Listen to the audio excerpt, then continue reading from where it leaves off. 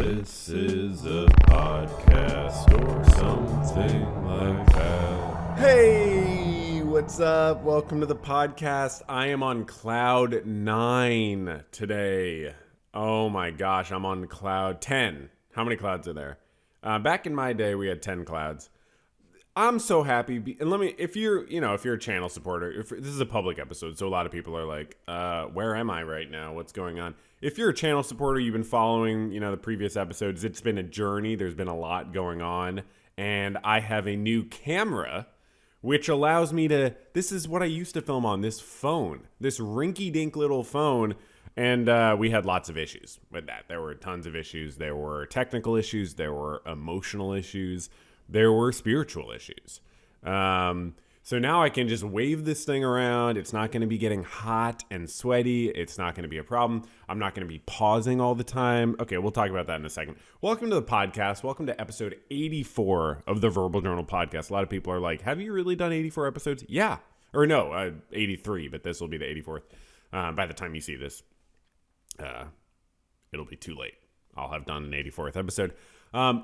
Why do I do this? We'll get to that. But this is going to be the 84th episode. I do public ones every 3 episodes so that you and you can kind of, check it out and watch and listen and, consider, what am I missing here? You know what I mean? Because I know a lot of people don't really know what they're missing. And when you really see what you're missing, you're like, whoa, So this is really exciting. So having the new camera is exciting. It's not, you might be thinking, is it a better camera? Is that the deal? Is it a better camera? Because I know he's doing video episodes now. Maybe he likes the better camera. No, it's actually a slightly worse camera, but it's 1080p. So we should be good on that. It's just that the phone is not meant to do filmmaking. You know what I mean? And this is we're right now in the realm of artistic filmmaking. So I found that it was getting to be quite tough. I mean, if you've been watching, I needed to cut all the time. Every 5 minutes, 6 minutes, 7 minutes, I'd have to cut so that the phone could cool down. Podcasts don't usually have that many cuts. You know what I mean? They don't have that many edits. They usually don't have edits. I'm okay with a few edits. It's one thing if there's a few edits. If there's it would just be 10 clips I would have to take.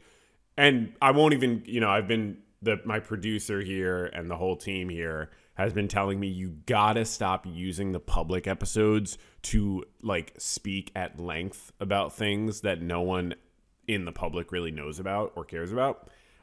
I hear that. I do take that and I hear that and I listen to that.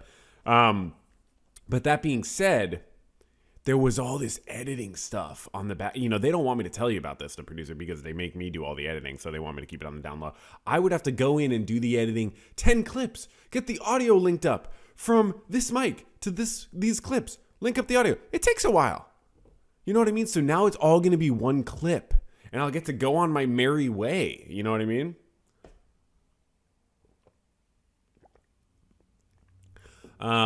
And it's actually really exciting. I'm being a little funny about it, but it's actually very exciting because I did have a Logitech camera before.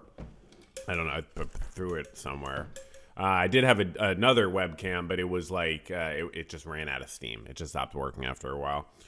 So here we are, the loud and proud. I'm wearing my Panda Bear shirt to celebrate the new single out by Panda Bear. A beautiful song called Defense. I think it's about defense mechanisms or, defending yourself from accusations of wrongdoing. Because cancel culture is really out of control. And that's something Panda Bear has been talking about a lot in his music. No, I do think it's about defense mechanisms, though. The rest might not be true.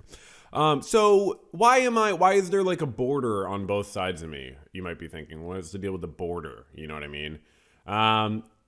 It's just that if I go to no, it's not working. Okay. If I go to, and I try to make myself okay, that was a little too big. But if I go like this, it's a little blurry because, the 1080p starts going, hey, I'm only 1080p. You know what I mean? Not 4K. So I think I just need to chill, have the borders. It'll be kind of nice. You know what I mean? I feel like podcasts don't often have that sort of a framed situation. And, I'm interested in painting. So it's sort of like I'm framing myself here for a crime of committing a podcast. I think in the future they might criminalize podcasts. So I'm trying to get in on the ground floor and get this stuff out. It really is the 84th episode. We've had a great run so far. So that's really exciting. And yeah. Lots to talk about today. I'm drinking coffee. I'm getting pumped. I'm getting hyped. But yeah, so here we are. Lots to talk about. So first thing on the agenda, I just wanted to do some kind of housekeeping.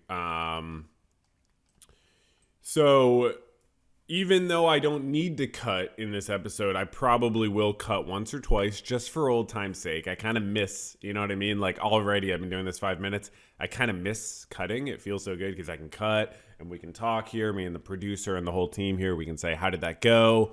What do I want to emphasize? What do I want to de-emphasize? What do I want to apologize for? But anyways, we're just going to do our best here. Follow up, the previous episode, I was doing a little bit better with this, but I know everyone on my channel, I mentioned segments in the Breaking Bad video. I'm like, I like segments. Let me know if you like segments. It was a fun little thing. You know what I mean? A lot of people go along with it. They're like, I like segments. You know what I mean? They tell me that. I took it to heart, though. I really took it to heart. I took it, I don't want to say too far, but I took it to heart.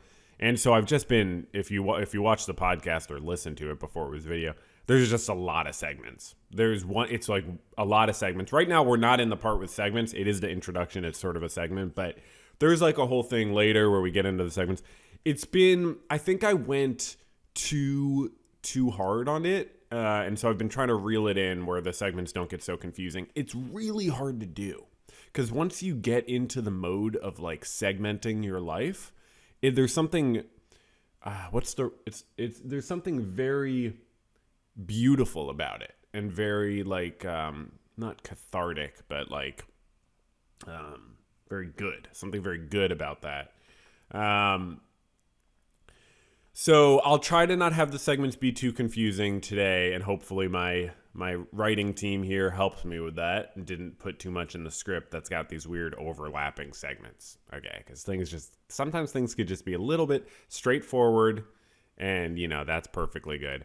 Nice something to celebrate here. So we've been doing these public episodes more and more. The good news on that front is that actually, if we go over here to my throne, to my estate over here on the Verbal Journal channel, which, by the way, let's get this up, okay? Let's get this up to 100 right now. That could be you right now watching this. Number 100. Comment below if you were number 100. I thought we had more than that.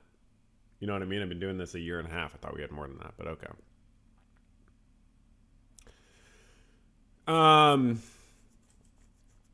So anyways, I just wanted to celebrate. I'm supposed to celebrate here. So this is the previous public episode hit 307 views. That's really good. You might notice that the ones before that were less. If we want to get to 300, we have to go all the way back to the first public episode, which was audio only, but it was right after the Breaking Bad video, so people were like, maybe this guy's interesting. You know what I mean? And we surpassed it. We surpassed 304. So I want to give a little bit of credit to the marketing team. Obviously, I was told to post about it several times. You might have seen that in community posts. I did 3. That was the marketing team, Tom, obviously telling me to do that. So good job, Tom. You got your 300 views. He was all big on 300. So, okay, you got your 300 views. I do take most of the credit, being the talent, but good job for you. We had another sort of housekeeping thing here. This is on the previous episode. This is on just the previous episode, so it's not the public one, but the previous episode. We got a comment from someone, Linguist Sam, who says, I've sent two emails. So I have an email address that you can write in when you listen to the podcast, or if you don't, technically, and I won't really know unless, I guess, there's some sign of it. But I have an email address where people write in, and I get so many people writing in, it's actually overwhelming. And then I respond, and it's super engaging, and people feel super engaged and entergaged. Linguist Sam not feeling as engaged here. Apparently, there's been a technical issue here on the back end, so we're going to deal with this right now, make sure this gets resolved. I've sent 2 emails the past 2 weeks. The first one I thought was I got the wrong email. Is it V or is it just verbal journal? So let's I sent it to both. So let's cover that really quick, because that's not what you want to see when you're running a podcast. Because the truth is, we have not been getting a lot of people emailing in. I've usually am lying when I'm talking about a lot of people emailing in. So seeing someone saying, "Oh, by the way, I'm trying to email in," it was sort of my, I don't want to say my 9/11, but it was, I feel like that's probably not the right way to put it, but it was like a big deal for me to see this. So I'm looking at the email address right now, verbaljournalpodcast@gmail.com. So I don't know if you're writing it to verbaljournal@gmail.com or the verbal journal. I think that's what happened, Sam. So Sam and anyone else, write into, if you have a message for the podcast, verbaljournalpodcast@gmail.com. I have not been deliberate enough about saying the name, and clearly I've been very laissez-faire about how I say the name. So verbaljournalpodcast@gmail.gov. Okay, so I just want to be very specific about that. Thank you. Okay, next up is the second part of the question. My email was regarding Donna and how... Oh, hold on. It's cut off. Okay, there we go. Can you still see that? Is that still showing up? So there's a whole screen thing. Yeah. Okay, we're good. My email was regarding Donna, my producer, and how... it needs to be Dana. How I find it interesting that you use gender-neutral pronouns for that person, but not for Reginald...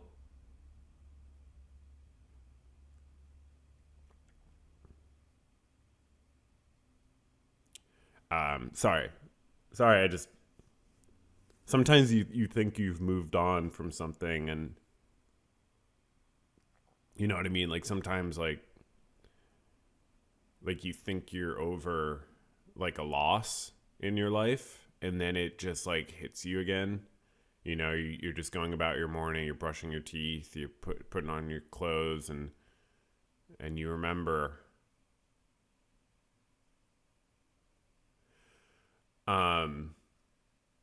Yeah, it's, if you've been watching for a while, you know, it's a painful subject, but I'll start with the part that's not painful. So I don't know what this is about Dana.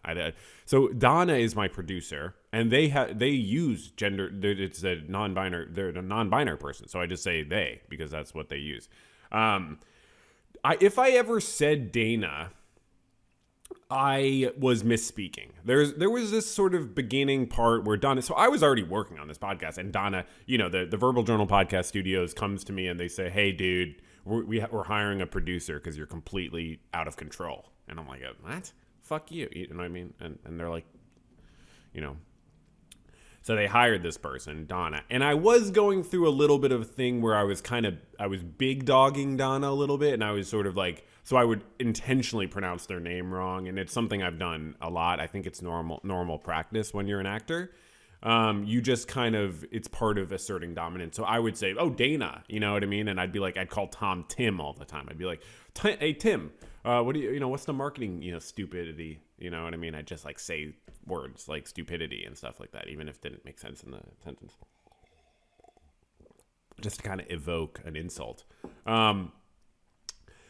But so Donna, so I might have been doing that. I don't recall the exact episode. You're going to have to look up the exact episode and timestamp if you want me to respond to that more specifically. But I definitely, because I don't do that, and we've never done that, looked through our episodes and found things from the past and referred to them and commented on them. That's never been something we've done. Ever. So that was just me kind of probably big dogging Donna. And just kind of, but I don't know why you have to mention this person. I mean, I've tried so hard to move on, okay, from this. I feel it's so hard losing someone. And we were talking about this last time a little bit, but it's like the pain of, I've been thinking about it more, like the pain of losing an imaginary person. It's hard for other reasons that I didn't even get to, which is like, you almost feel guilty. You almost feel like, well, if they were imaginary, then is it my fault that they left me? Like, cause were they in my mind? So I could have just created them. And then I got people telling me Reginald was not imaginary. You know what I mean? I got a lot of people telling me that here on the staff. They're like, stop talking about him as imaginary. He was never imaginary. And I'm like, I don't even know what to believe. You know what I mean? So, but yeah, so that's the back end there. And, I hope that clarifies a lot, including the, email address. Okay, next up we got the word of the day segment. This is always fun. The word of the day segment this week is pilcrow, or the word of the day, the word of the week. The word of the week this week is pilcrow, which was a new word to me. I just learned it, but I do know this sign. I love that symbol. You know what I mean? Remember when you would be like editing your own papers in school and you'd be like, oh, write that in the margin because, oops, I forgot to do a paragraph break. I never knew it was called a pilcrow. Pilcrow, am I pronouncing that right? Oh, wait, we have this running joke where we do the pronunciation, but there's no pronunciation. Okay, never mind. I guess it just assumes. Why is this highlighted? So apparently pilcrows have changed over time, or in different, no, it's not over time, that's different typefaces. Which do you like best? I would say, these are a little too fancy. I don't like any of them. I like it better when I handwrite them. So the word pilcrow derives from ancient Greek, what? Paragraphos, written in the side or written in the margin. Paragraphos. In Old French, paragraphos became the word paragraphe and later pellegraphe. In the earliest English language reference to the modern pilcrow is 1440 with the Middle English word pilcraft. So pilcrow. So I just thought that was kind of interesting. So now if you're talking to someone and they're like, throw a pilcrow on that, you can be like, all right, I know what that is. You know what I mean?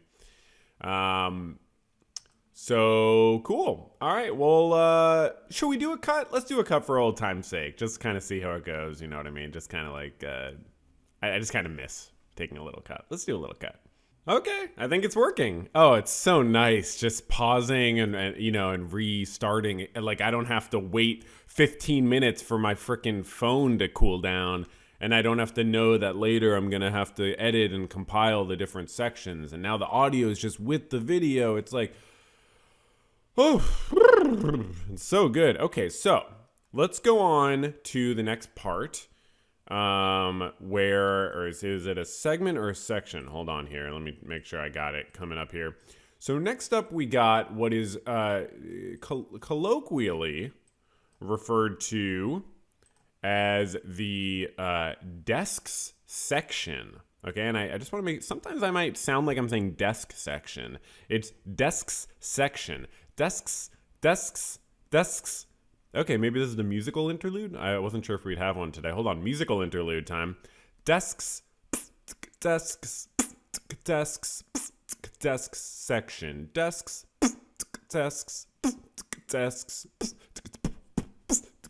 Okay, so that was a musical interlude. Desk section time. So this is the part where we're going to make sure we're doing a good job of not overcomplicating things or making things, too weird or blah, blah, blee, blue, blob. There's I think this is a common problem that podcasts run into is that they don't talk about things that I want them to talk about. So that's something I tried to cover by saying, okay, I'm going to only cover interesting, good things on this podcast. The problem is, when you start, and I am just stalling while I open a bunch of links. That's something that, I'm just doing. But when you think about the concept of a podcast and how time can, sorry, I I was stalling effectively, and then I sort of, by mentioning I was stalling, I made everything a lot more complicated. So we are good, though. We're good, and we're about to get going. So true. So first up is the workers' rights desk. So let's go over to the workers' rights desk. So I believe we mentioned this strike on the previous episode, and look at the results already. The Boeing workers strike, and the company offers a 35% pay hike over 4 years to end the strike. Now, that's to be fair, that's probably not that much at the end of the day. Obviously, I mean, like, it's good, but like, you have to always know that, like, when there's a strike and then they get a huge percentage offered, that's probably just the amount that was, like, that's just a portion of the amount that's already been stolen. So it's like, to make you whole, you might increase the wage, but it's usually just the beginning of even approaching a fair agreement. But the thing is, you know, this our economy is, you know, requires pushback from the employees. I mean, at the end of the day, you know, our economy is defined by contract relationships between employers and employees, and that can be a very beautiful thing, but it can also be something that requires intervention, and often that is in the realm of workers speaking up and advocating for themselves.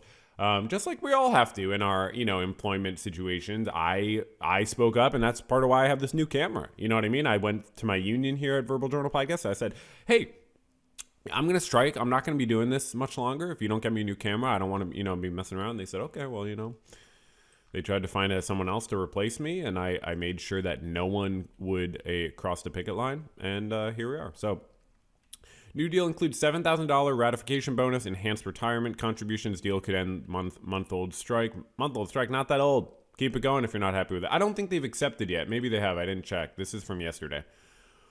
Probably on Monday they decide. I mean, the workers are, you know, they're chilling.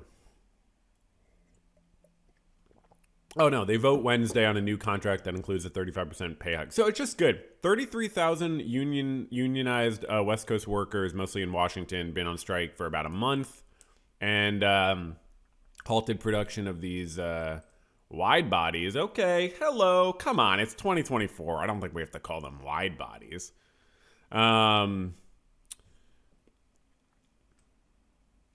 So yeah, I mean, just, you know, consider that. Consider striking at your workplace. And is striking right for you? You know what I mean? It's sort of like this is like a commercial for striking. Consider whether striking might be right for you. So that was a nice and simple desk, right? That's very simple. Just workers' rights. We could say it's politics a little bit, but workers' rights, it's always politics. So you kind of got to separate those, right? But next up, we do have a combo desk. I'm sorry, it'll just be the only combo desk, the only combo segment that we have. I'm sorry to blend them together. It's just that it's two things that go together. What am I supposed to do? Not blend them together? I don't understand this. Why are people so mad about this? Next up is Art Desk X Politics Desk. So that I say X when they intersect, because that's sort of a hip thing to do. UK museum directors say climate protests in galleries have to stop. So we've been talking about these climate protesters. I think these two got some jail time for a couple years, which is unbelievably not okay, in my opinion. I mean, at the end of the day, like, the climate, like, needs to be attended to, and we're creating an unsustainable world with every passing day. So I think Van Gogh would be like, it's all good. You know what I mean? Like, just stop oil. I think that's what Van Gogh would say. Leaders of national collections and major regional museums in the UK issued an open letter saying that protests involving notable artworks have to stop. They're hugely damaging to the reputation of UK museums and cause enormous stress for colleagues. Aww. I hope the Boeing strike didn't cause stress for the Boeing executives too. Aww. I hate it when protests cause people stress. Why can't we just not stress each other out? You know what I mean? I hope, yeah, like, that's cool that they have to give credit to Just Stop Oil for the photograph. That's interesting. So the museums are like, please, not, you know. And then obviously, there's been a lot of different protests. We covered this last week. We've been talking about these different protests, because protesting about the genocide against Palestinians is also very valid. You know what I mean? Whether it's climate change or ethnic cleansing and murder, it's good to protest. So I think we should all find peaceful ways to protest. And at the end of the day, sometimes you're going to create an issue for people. That's sort of what makes it an effective protest. Activists with Just Stop Oil threw cans of Heinz tomato soup at a Vincent van Gogh painting of sunflowers an hour after 2 other members of the group were sentenced to prison for a similar protest involving sunflowers. Oh, yeah, I honestly can't keep track of all the different ones, which is kind of good. The world is currently in a very dark place, but these demonstrations now need to be taken away from our museums and galleries so that they can continue to provide light and solace to all. So where do you recommend the protest should take place exactly? In the privacy of your own home. If you want to throw soup at your own walls to protest climate change, that is your right as an American who lives in the UK. Let's see this. In response to the letter, a spokesperson for Just Stop Oil told the Art newspaper, if the NMDC believes the biggest threat they face is nonviolent protest, they should speak to the staff that are now sleeping in Florida's Salvador Dali Museum after their houses were destroyed by a supercharged hurricane. I did not know that the Dali Museum was opened up for that. Wow, that's something. That's so kind that I don't think Dali would be okay with it, which makes it a good decision. The dude, was he had very bad politics. He was extremely retrograde in his politics, to put it mildly. He was friends with Franco, the fascist dictator of Spain. And he's friends with the Pope, or he liked the Pope. It's like, okay, dude, you're not supposed to like the Pope. The Pope is there for you to hate, I believe. I'm not Catholic. I think that's how it works, right? I honestly forget how it works. So when Art News called the Dali Museum for official comment, hold on. On October 9th, Tampa Museum of Director recounted a conversation with Dali Museum Director Hank Hine to Art News to illustrate the impact of Hurricane Helene. Hine told Tomer about feeding 2 or 3 staff members out of the Dali Museum restaurant after the loss of their homes. They have no place to go. When Art News called the Dali Museum for official comment, a staff member said, I don't believe that's the case. On October 15th, Dali Museum Chief Marketing Officer Beth Bell wrote in an email to Art News, no employees were housed at the museum post-storm. However, we offered employees whose homes still lacked electricity the opportunity to pick up a to-go meal. Oh, so yeah, you can tell they kind of updated that, actually. Cafe Gala. It's his wife's name. I used to be a big Dali fan. I grew out of it. That's a fine line difference. But yeah, the point is climate change is causing enormous damage to museums, and it's not just about soup. You know what I mean? So, still the art desk ex-politics desk, London's National Gallery to ban liquids after attacks on paintings. So again, sort of similar theme. This is 2 days earlier. They banned liquids. They said, please no doing this and so on. Please somewhere else. Please protest the destruction of this entire planet and ecosystem somewhere else. Please, we're trying to increase the value of our commodities that we call art. But this is interesting. Banning liquids kind of raises an interesting question, which is soup a liquid? Now, that's an interesting question. Answers in the comments. Now, is soup a liquid? Hold on. Control F, soup. Now, here we have soup. Such attack. Okay, there's nothing about whether soup is a liquid.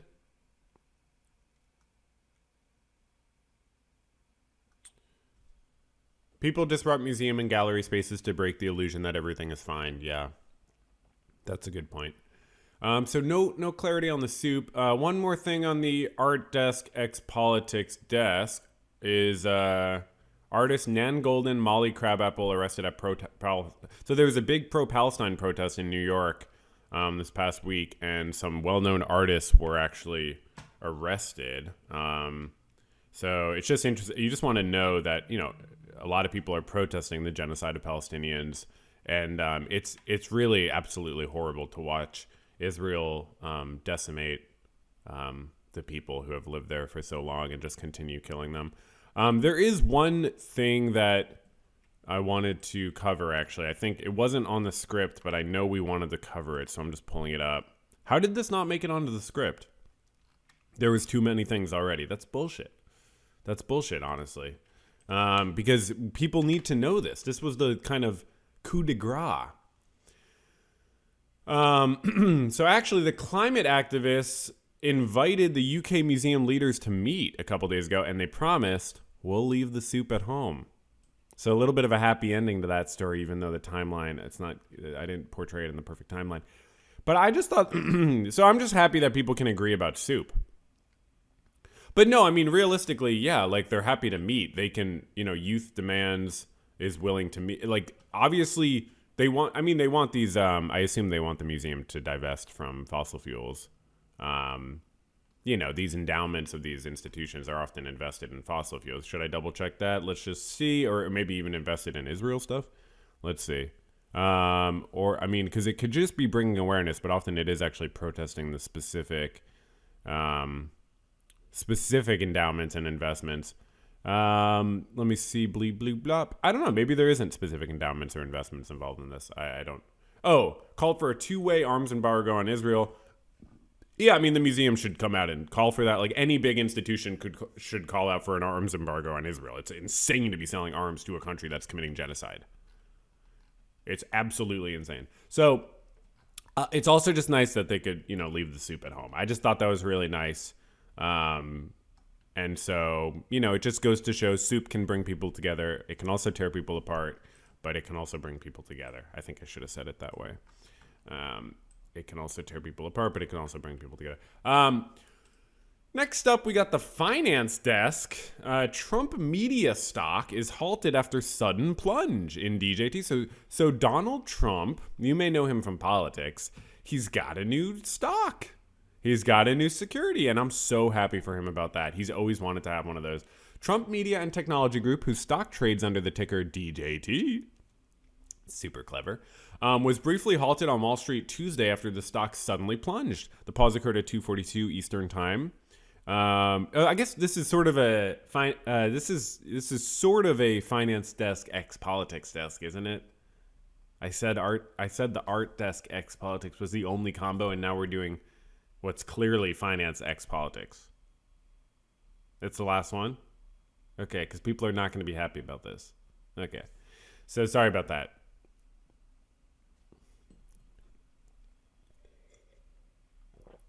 So earlier on Tuesday, the freaking Donald Trump has a public security that he can profit off now.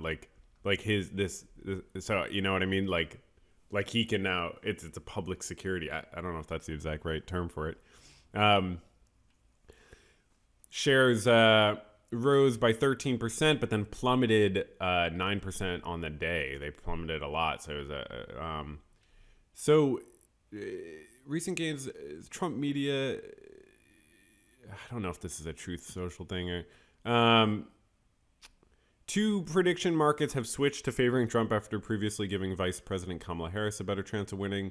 So people are investing on that basis because I guess they assume that the stock goes up if his chances go up. And then they have a cryptocurrency platform. Which I was like, oh, I didn't know about that. That's another separate thing, which suffered outages for much of the. Is this a tech desk too? You know what I mean? People don't want that. They want clear-cut desks, segments. They don't want the segments all squashed together. That's like a caterpillar becoming a snake. You know what I mean? Trump Media's shareholders largely consist of small investors who are also Trump supporters rather than investors who are seeking profits, dividends, or other traditional measures of financial health. The volume of trading in DJT stock was also elevated on Tuesday with about 97 million shares trading hands. That's a lot. The average daily had been about 20 million. Investors took to Truth Social to question the stock's halt and price decline, with some blaming short sellers, which is hilarious to do if you're a capitalist who believes in markets. How dare you short sellers? Okay, do you want the government to restrict short selling? I mean, whatever. Like, that's just how the stock market works. People sell short. I mean, none of us long-term DJT holders are fooled, blah, blah, blah. Yeah, good, long-term DJT holders. Short selling is market manipulation. Okay. But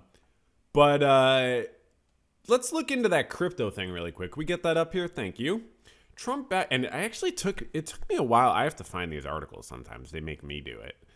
It took me a while to find a good article, and I was thinking, I was trying to find out information about World Liberty Financial, this crypto platform that I just heard about, crypto coin or whatever. It took me a solid 10 minutes to find an article that looked like a reputable thing. Like, it really can be hard to find something that just feels reputable sometimes. So, that's so funny. Jerry just walked back his comments. Yeah, I saw that on the Majority Report. That was hilarious. Jerry's like, I was apparently being an idiot. And it's like, okay, well, it'll happen again. So, no big deal. Let's zoom in a little bit. So if the roadmap given to... Okay, so hold on. It's been just over 24 hours since the launch of Donald Trump-endorsed digital coin World Liberty Financial something, and the token is failing to deliver... And doesn't World Liberty Financial just sound like it's out of Step Brothers? Like, what was that thing in Step Brothers? Hold on. Step Brothers Worldwide. What was it? Oh, Prestige Worldwide. That's what it was. World Liberty Financial, which bills itself as a crypto bank where customers will be encouraged to borrow, lend, and invest in digital coins. Oh, so it's a bank. That's good. Yeah, it's a crypto bank. What's that expression about? Oh yeah, like what is robbing a bank compared to creating a bank? Or like in terms of crime, what is robbing a bank compared to creating a bank? There's some quote like that. Well over 100,000 people were whitelisted to invest. I don't know what that means. Does that mean they're allowed to invest? We knew that this project was highly anticipated. We knew that there was a lot of excitement, a lot of people tuning into the event on Twitter. But blockchain data tracked by Etherscan shows about 9,000 unique wallet addresses instead of 12,000. Roughly 9% of the total number of people who registered. I guess that's the 100,000 number. I guess that's the whitelisted people who just register. Trump, the Republican nominee for president. Oh, he's running for president. Pumped the coin in a video post Tuesday evening on X promoting.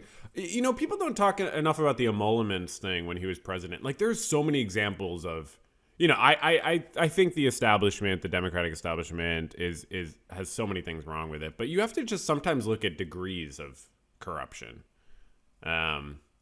I found that Trump, I find him to be a completely dysfunctional leader. And I just think the only argument for him is like, it's sort of like an accelerationist argument. You need like a horrible situation for things to get better, which I don't think is a good argument. So I at the end of the day, I don't think, as I've come out before, our podcast endorses Harris for president.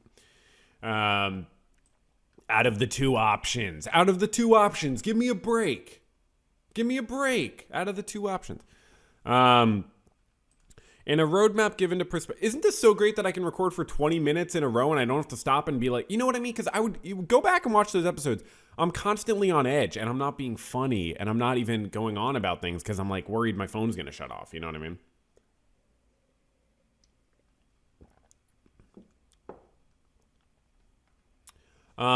So far they've made less than 4%, or they've sold less than 4% of the 20 billion tokens made. Okay. I don't know, y'all. Just, the stock market is enough gambling already. Trust me.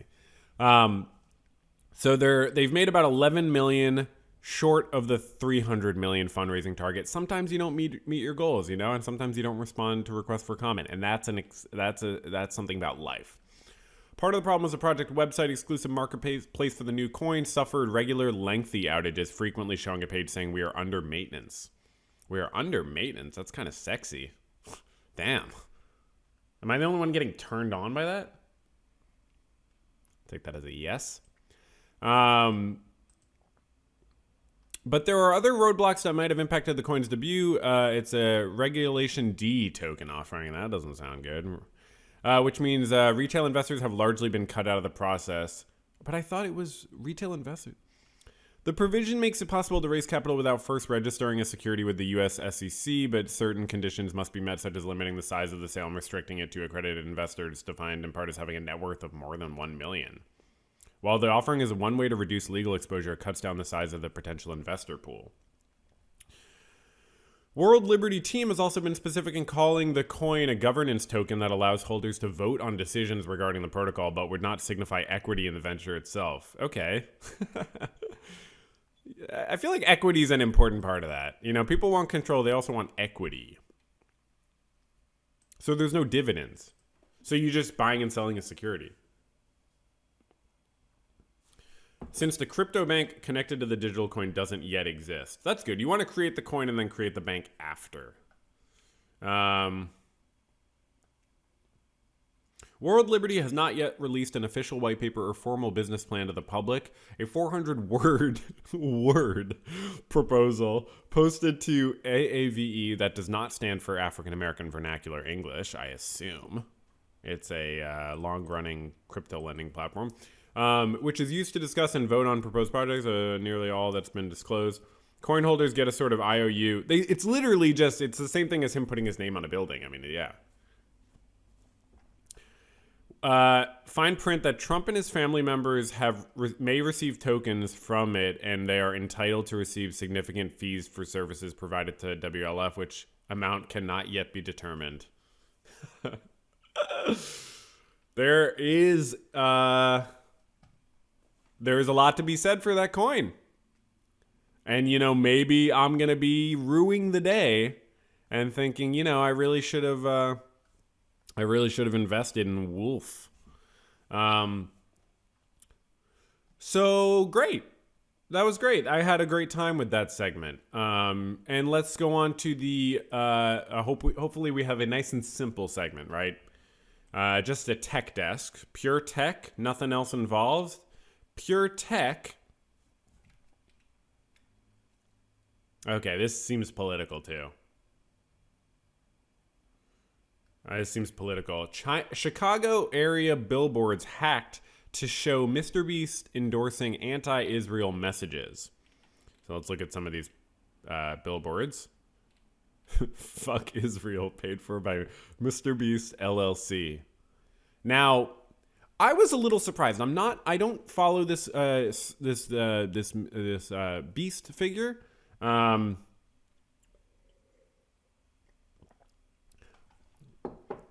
don't follow this Beast gentleman, but I thought that was a very provocative thing to do. It's also a beautiful sunset. So I thought he chose a great location, great sunset. And it says, obviously, fuck Israel, which I think is a good point, frankly. And I didn't know that Mr. Beast made such political content. So good for him. I think he's been doing a great job with his, I believe he's created a lunch. He created lunch. Dude, this guy invented lunch. And you're telling me he can't put up a billboard that says fuck Israel? Give me a break. Let's see. Hold on. For roughly 90 minutes last night, 2 billboards in Chicago suburb displayed anti-Israel messaging bearing the name of Mr. Beast. The signs were next to a highway north of Chicago and read fuck Israel, death to Israel. Death to Israel is a little bit unhelpful. I do want to say that. I understand the argument that the state of Israel is a settler colonial state that has engaged in genocide for on and off basically for over half a century. But I don't know whether death to Israel, same with like death to America. It's like, I agree. America should give all its land back to indigenous people and not and cease to exist in its current form. And I believe that's true for Israel and many other countries. But that doesn't necessarily make death to Israel a super helpful thing to say. At least fuck Israel, you can be like, well, that's just, saying they're doing things wrong. Death to Israel, I don't think it's the most helpful thing, but obviously I understand it what it means. And there's a very charitable interpretation, which is what I'm saying, that the country should cease to exist in its current form. Doesn't mean that all the people should experience death. But as far as optics and slogans, I don't find it the most helpful. I don't think it's helpful. Fuck Israel, a little bit more neutral, a little bit more helpful. But, I'm not, who am I? Mr. Beast has millions of subscribers. I'm not one to tell him how to do his political advocacy. I'm happy that he's putting out billboards. There's something here about it being hacked, but I don't know whether that's proven. Oh, here we go. Spokesperson for Mr. Beast told Gizmodo, I don't know if it's a hard G or what. Mr. Beast did not pay for this billboard, and after being made aware of its existence, we contacted our attorneys and the authorities about how to have it immediately removed. Winky face. I assume there was a winky face at the end of that they didn't include. So, yeah, I assume there's a winky face situation. Okay, obviously it's not anti-Semitic. And I don't know. I mean, obviously it's not. I'm just, as a Jewish person who's even been to Israel on birthright, no less, I definitely do not think it's not anti-Semitic, because Israel should not be an ethno-state. There should be no state. Look, at the end of the day, Jews have a right to a safe place to live, obviously.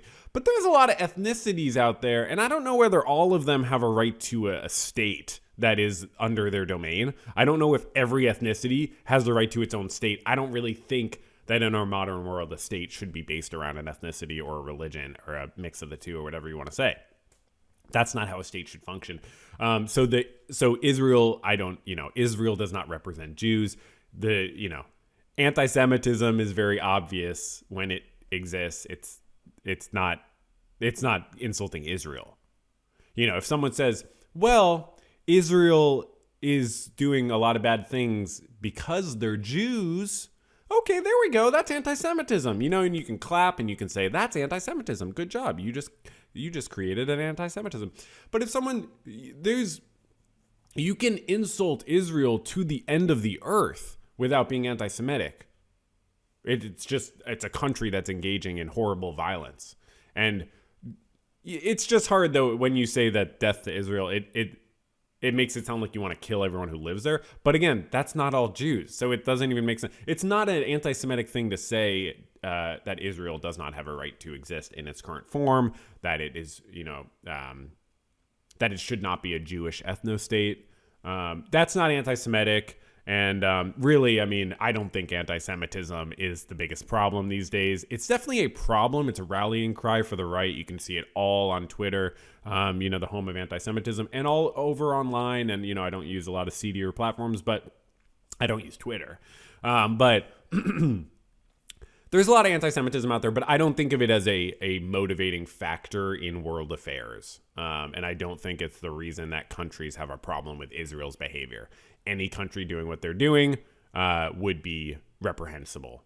And I think the U.S. needs to stop funding this country. And that would be such a beautiful thing. But it is hard to see, because it's sort of like the Democrats and Republicans are often fighting about who can be more of a Zionist. So, there's a chance Harris will be slightly better than Biden. I wouldn't count on it, but Biden's like literally just like a full-on like Zionist. I think Harris is as well. Trump is like a total Zionist that like pretends to be, sometimes not. And it's like, dude, what are you talking about? Like, you are literally like, you are supporting all their causes in every possible way. So good for you, Mr. Beast. I get the little winky face, blah, blah, blah. This is not us.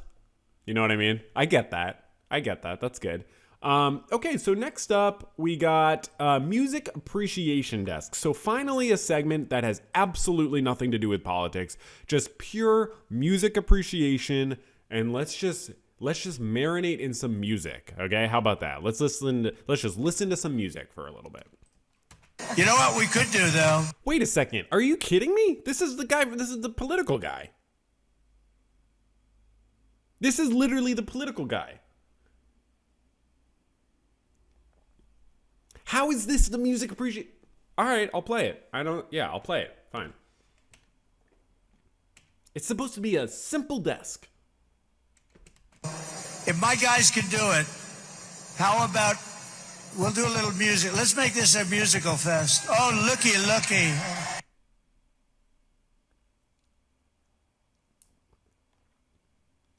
Let's make this a musical fest. Oh. So you might have heard about this. This is a recent, just from like last week. There was this event where this guy like didn't feel like doing anything else, so he just started playing music That's great. instead of like a Q&A or anything. That's great. Because it's nice and cool outside, right? Yes. It's nice and cool. Why don't we do, and I mean this, if my guys can hear me, two things. Put up the chart, my favorite chart. My all-time favorite chart. He's a big numbers guy. He really likes charts. Not me. I've never been a fan of numbers or charts or numerical information or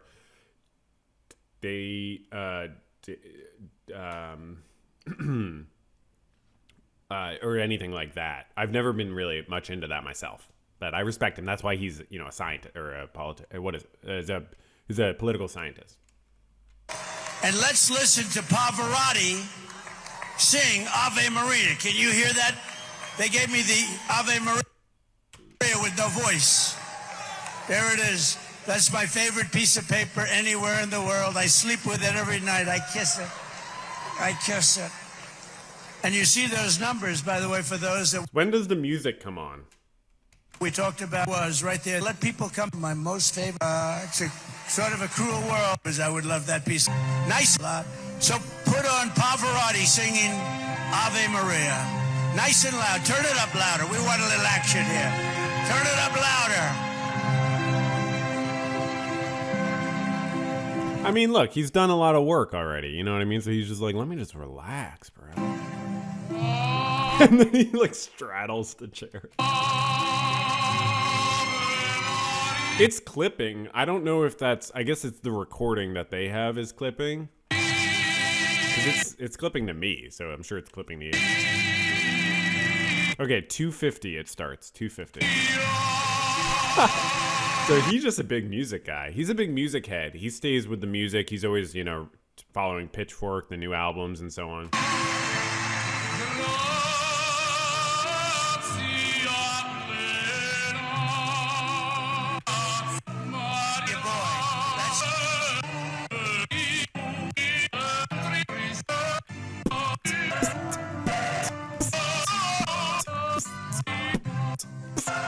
Make it into our music. Isn't that beautiful, though? It's so beautiful. And we played that in Butler, Pennsylvania. We had a moment of silence, and then we had the bells of Notre Dame.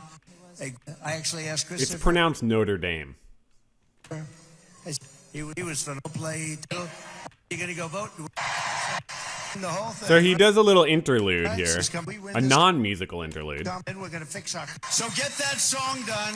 Okay. Get that song ready, Got and that when song we leave, pulled we're up? going to have a beautiful. You could just sit. And by the way, when we leave, you don't have to go so fast. You could sit and lay. It's not a bad. Yeah, but okay. So I It'd be guess amazing. We was at the I thought there was more music. That's a good. You got to think. His life is life. Not you practice who won. Did we have the wrong Ferris, timestamp? And she is. We win this great. Wait, what? Oh, did they get copyright claimed? Oh, they got copyright claimed. Or they got, copyright claimed. So there's no audio. So we could just add whatever. Okay. Let's see.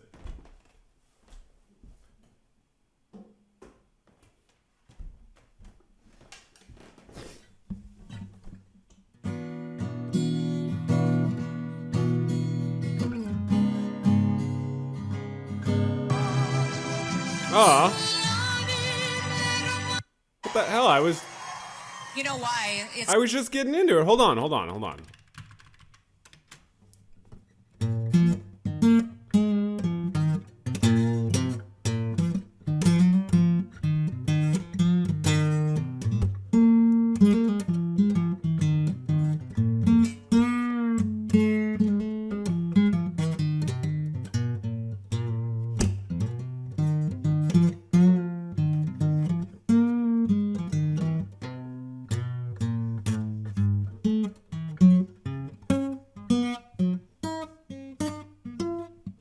Sorry, they just cut me off here. That wasn't even my choice. They cut me off. They're like, enough guitar playing, dude. I'm like, okay. You know what I mean? I was kind of grooving there. I was kind of getting the groove. I was getting my groove on. Sorry. So that's that. We got the closing the loop desk is not even a thing anymore because I used to leave all these things open. I used to like mention something, never come back to it. So we had to have a whole desk where I would come back to things. We don't need that anymore. I'm not forgetting things like I used to. So I'm deleting the closing the loop desk. And the last desk we got today is sorry, I'm just like, things are blinking on my screen. What the hell is that? It's going away. Okay, the last thing is the book desk. So we got a funny review of Dinesh D'Souza's book about Christianity. I gave this book to a friend of mine struggling in the faith, and it led her away from Jesus. 2 thumbs down. So not what you want to read on a review about Christianity. I really love reading Christian people leave negative reviews to grifters who exploit Christianity. I find it very interesting. Don't have a dog in the fight. I'm sorry, that's not a good expression to have. That's not a good expression. I don't have a dog in the playpen, in the dog playpen.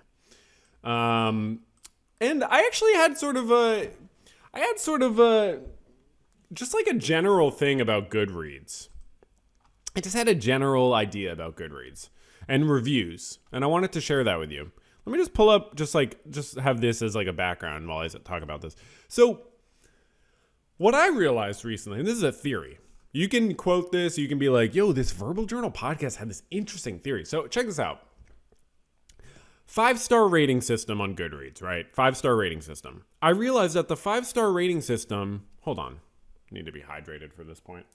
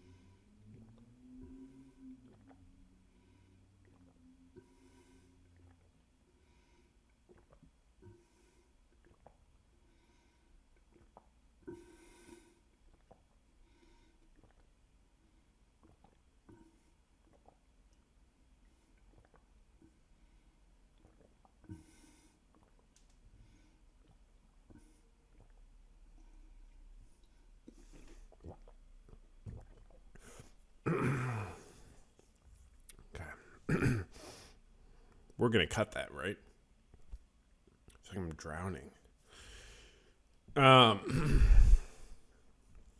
just make the points better when I'm hydrated. I know that's a long pause, but so we can cut that, right? That was okay. We can cut. You cut that all. Okay, good. So I realized that the 5-star rating system on Goodreads corresponds to the 5 stages of grief. What you have is, and it's a sort of a dialectical correspondence, but it is a correspondence. So you got 1 star is anger. If you're reading a 1-star review, it's full of anger. 2 stars, not the same. 2 stars is disappointment or depression. We could say depression, but it's usually taking the form of disappointment. Very different than 1 star. 3 stars, bargaining. You're bargaining at 3 stars. 4 stars is a little complicated and can kind of be interesting and very subjective, but 4 stars is often still bargaining, or it's some form of acceptance, really, and they, maybe they're just whatever. But 5 stars can be either acceptance or denial. If you're looking at a certain book, 5-star review is denial. So, I'm like, the amount of water in my body right now. Why did I have to drink all that? Okay, let's thank the channel supporters, and then let's get the heck out of here so I can figure out what's going on with all that water in my body. I'm kind of worried about that. Is it healthy to drink so much water in one sitting? Could we look that up? Could I get a health person? I mean, seriously, okay. Thank you so much to the people who support this channel, who listen to all and watch all the, episodes behind the scenes, and who, give me money every month. I'll start with the members on YouTube. Thank you so much to the YouTube members. You can become a YouTube member, and I post all these podcast episodes for YouTube members every week. And you can check out the back catalog of all the other videos and other things I've posted for channel supporters. So become a YouTube member if you got disposable income, or support me on Patreon. I'll read out the patrons next. You know what? Should I thank the members for how long they've been here? I'm going to do that. I've never done that. Thank you, Sadie, for 3 months of support. Eva for 8 months. Jifa for 9 months. Finesse Cat for 10 months. Jaden for 26 months. Trusty Ghost for 12 months. I don't know why they're not going in order. Oh, because I have it ordered by a different thing. Hollow Moon for 17 months. Pit Inhabitant for 22 months. And 39% Weird for 24 months. Thank you for all the amazing support. And I think that's the members. So let's go over to the patrons. And we got, and I'm not going to say how long you've been doing it for, because it just doesn't show me in the same way. But I'll start with the people who have been supporting the longest. I always do the opposite. Let me start with the people who have been supporting the longest.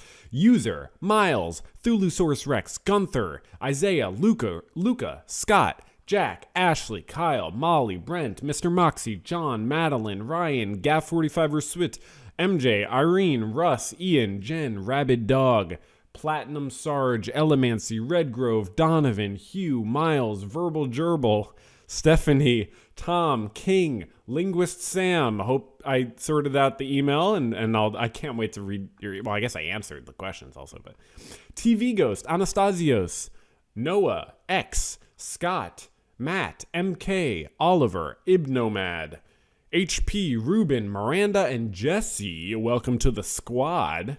And that's pretty much it. I already checked the mailbag. There's no way there's anything in the mailbag between when I last checked it and now, but I guess I could check it, right? Just so technically no one can get mad at me. So write into verbaljournalpodcast@gmail.com. Hope that's what I said last time when everyone was listening. And that's it. This was great. I think we all had a good time, so I'll just keep doing this, I guess. And, yeah, I'm excited to not have to spend, 2 hours editing it. Okay.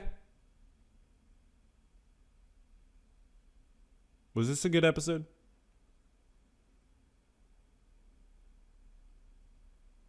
Yeah. Yeah, no, it was a really good episode. It was so good. Bye. I'm sorry. I know the buys have been a problem. I know the buys have been a problem. Okay. Yeah. Bye. It's hard to say bye. It's like I'm sitting in this room alone. Bye. Why do I have to even say bye? This is a podcast or something